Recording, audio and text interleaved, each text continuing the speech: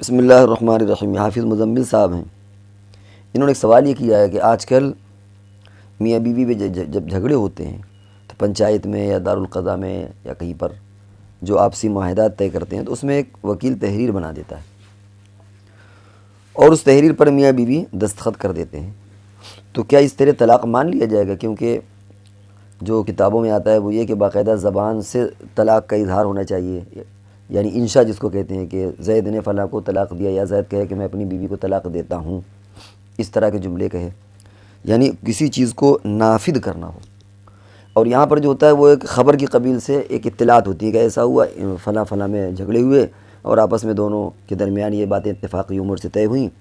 کہ اب آگے کوئی جھگڑا نہیں ہوگا، کوئی کورٹ کچہری نہیں ہوگی، اور اس طرح دونوں اپنا آزاد ہیں، اور وہ چاہے عدت کے بعد وہ جہاں سمجھ میں آئے اپنا شادی کریں، اسی طرح شوہر، اور اس طرح کر کے دونوں سائن کر دیتے ہیں، تو اس کو طلاق مانا جائے گا یا طلاق نہیں مانا جائے گا؟ تحقیقی بات یہ ہے کہ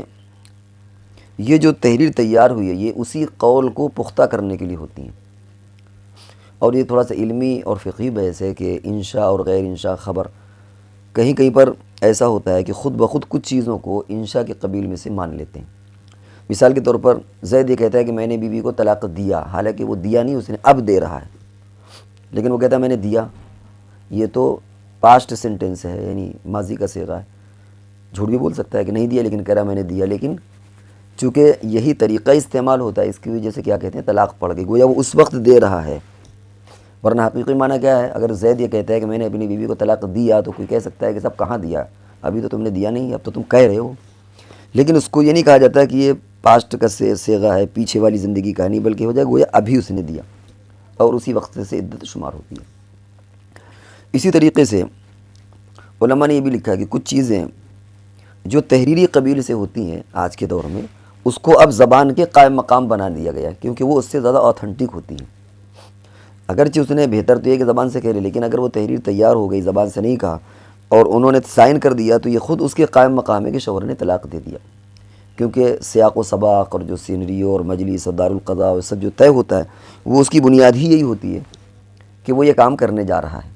تو اگر فرض کر لیجئے کہ اس نے زبان سے طلاق کے لفظ نہیں بھی کہے اپنی زبان سے، لیکن تحریر میں موجود ہے اس طرح کی چیزیں، تو اب وہ تحریر ہی زبان کے کہنے کے قائم مقام ہے، کیونکہ تحریر لانا ایک اور ایکسٹرا ایک اور مزید مضبوط قدم ہوتا ہے۔ وہ زبان میں جو چیزیں کچی رہ جاتی ہیں زبان کے کہنے سے، یا ہو سکتا ہے کہ لوگ جھٹلائیں، ہم اسے تحریر میں لا کر کے اور اسے پختہ کر رہے ہیں اور اسے پکا کر رہے ہیں، تو اس لیے اس تحریر کے ذریعے بھی اگر دونوں میاں بیوی سائن کر دیتے ہیں تو اس کے ذریعے بھی طلاق پڑ جائے گی، اور اسے زبان کے کہنے کے قائم مقام اس کو مانا جائے گا۔